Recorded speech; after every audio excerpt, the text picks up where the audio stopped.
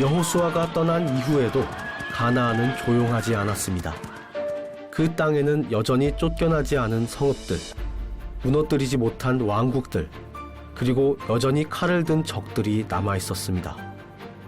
그들은 스스로 굴복하지 않았고 이스라엘을 향한 복수의 칼날만을 갈고 있었습니다. 여호수아가 죽었다. 이제 그들의 칼은 주인을 잃었다. 그들의 하나님도 더는 싸우지 않겠지. 이제는 우리가 이 땅의 주인임을 알릴 시간이다. 그들의 지파는 흩어졌고 그들의 싸움은 끝났다. 이제는 우리가 칼을 들 차례다.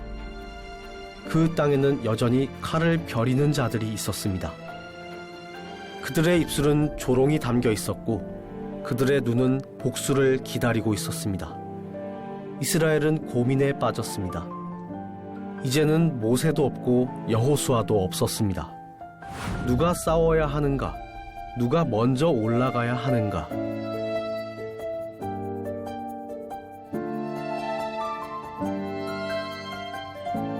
여호와여, 우리 중 누가 먼저 올라가 가나안 족속과 싸우리이까? 그 물음은 지도자 없는 시대의 첫 번째 질문이었습니다.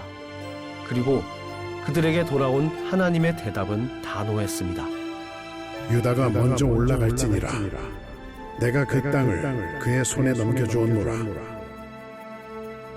하나님의 대답을 들은 유다 지파는 곧바로 형제 지파 시므온에게 제안했습니다. 우리 함께 올라갑시다. 우리가 제비 뽑은 땅을 함께 취하고 그 후에는 우리가 당신들의 기업을 돕겠습니다. 시므온은 동의했습니다. 그들은 함께 칼을 들고 하나님의 약속을 향해 다시 걸어갔습니다. 그리고 첫 번째 전투는 가나안의 왕 아도니 베섹이 다스리던 성읍이었습니다.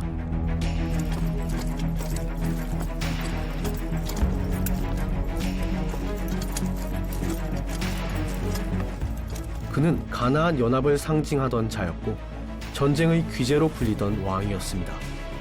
70명의 왕들을 이기고 그들의 엄지손가락과 엄지발가락을 잘라 그 손으로 자신의 식탁 아래에서 먹을 것을 주워 먹게 만든 잔혹한 왕.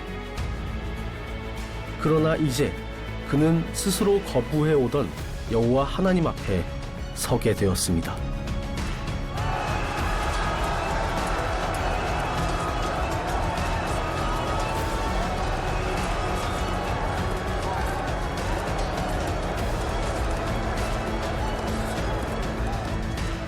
이렇게 나에게도 돌아오는구나. 내가 한 그대로 나도 당하는구나. 아도니 베섹은 붙잡혔고 예루살렘은 불탔고 유다와 시므온의 전쟁은 멈추지 않았습니다. 그들은 헤브론으로 올라갔고 그 속에서 아낙 자손을 쳤습니다. 거인 같던 전사들, 고대 가나안의 마지막 용사들이 있었지만 이스라엘은 물러서지 않았습니다.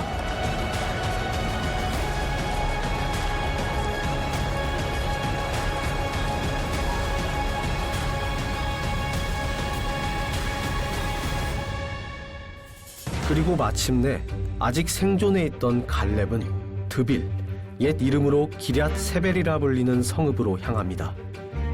이 성읍을 쳐서 점령하는 자에게 내 딸 악사를 아내로 주겠다.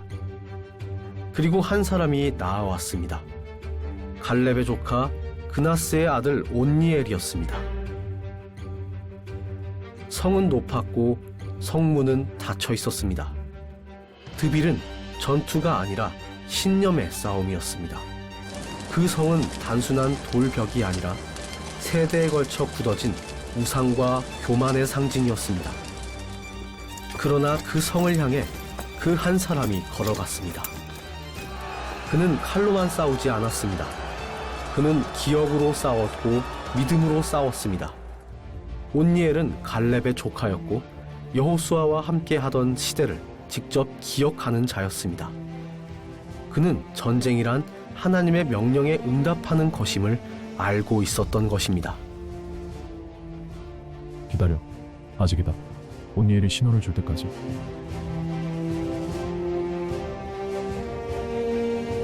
하나님은 말씀이 없으셨지만 그는 이미 말씀을 들은 자처럼 움직였습니다. 여호와의 이름으로 나아가라.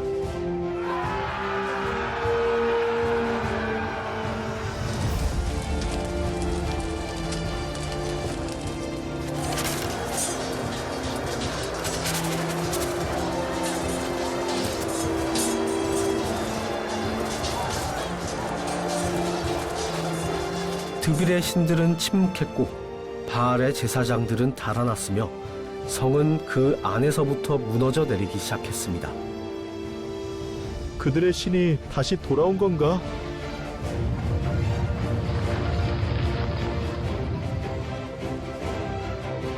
드빌은 무너졌고 믿음은 다시 그 땅 위에 심어졌습니다. 갈렙은 그의 조카 온니엘에게 말했습니다. 이제 너는 이 가문을 이을 자다.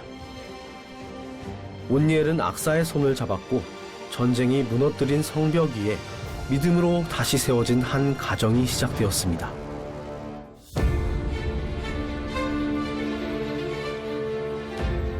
그러나 믿음으로 세워진 가정이 있다고 해서 그 땅 전체가 믿음으로 지켜지는 것은 아니었습니다. 이스라엘은 서서히 다시금 하나님을 잊었습니다. 바알과 아세라를 섬겼고 그들이 드린 향은 이방의 신들 앞에 피어올랐습니다. 그들이 하나님을 버리자 하나님도 그들을 그대로 두셨습니다. 그리고 메소포타미아의 왕 구산 리사다임, 그는 이스라엘을 공격했고 이스라엘은 그의 손에 8년 동안 눌려 지내야 했습니다. 그제야 이스라엘은 다시 부르짖었습니다. 그리고 하나님은 다시금 하나님의 사람을 일으키십니다. 그 사람은 다름 아닌 온니엘. 그는 이미 이전 전투에서 싸워본 자였고 믿음을 지킨 자였으며 과거의 기적을 직접 기억한 사람이었습니다. 하나님께서 그에게 성령을 부으시자 그는 다시 칼을 들고 일어났습니다.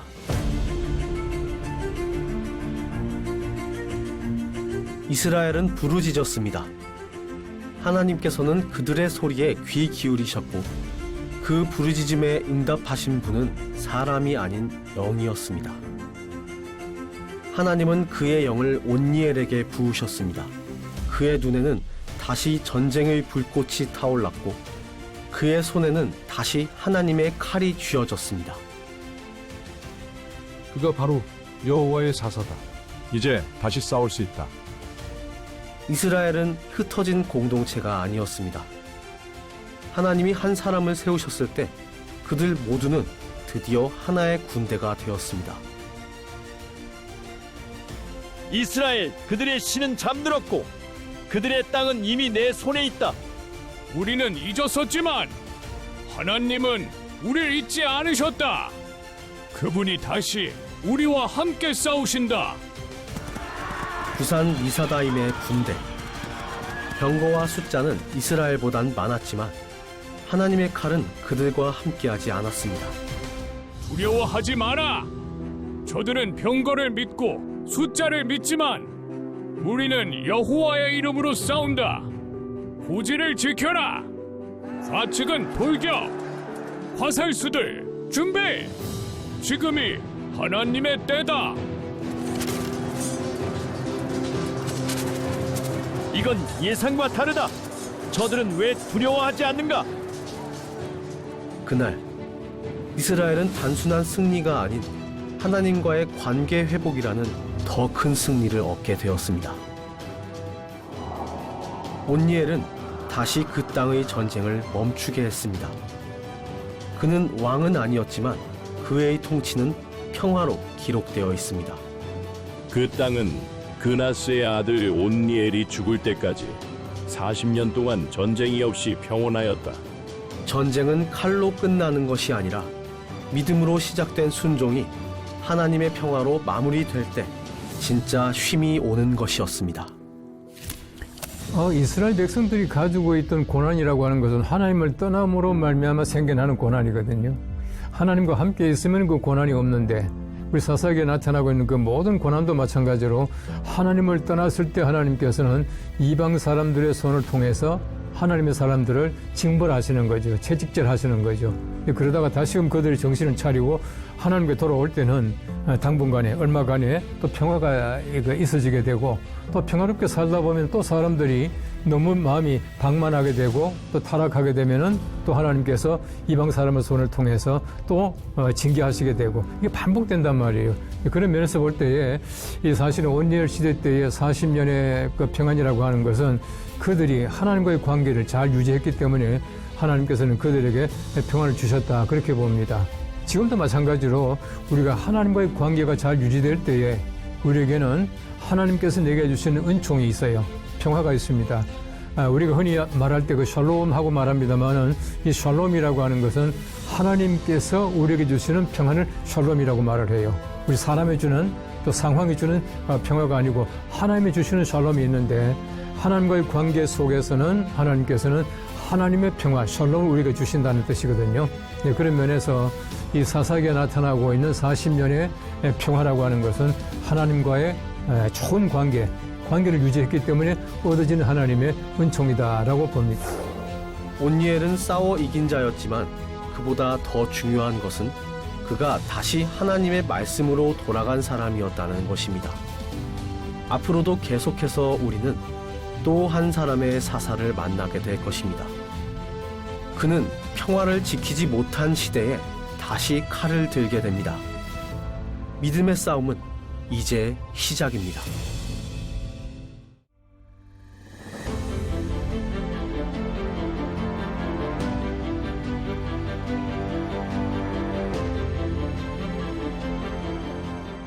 그들이 다시 우리의 땅을 향해 달려온다고? 좋다. 이번엔 우리가 먼저 맞서겠다.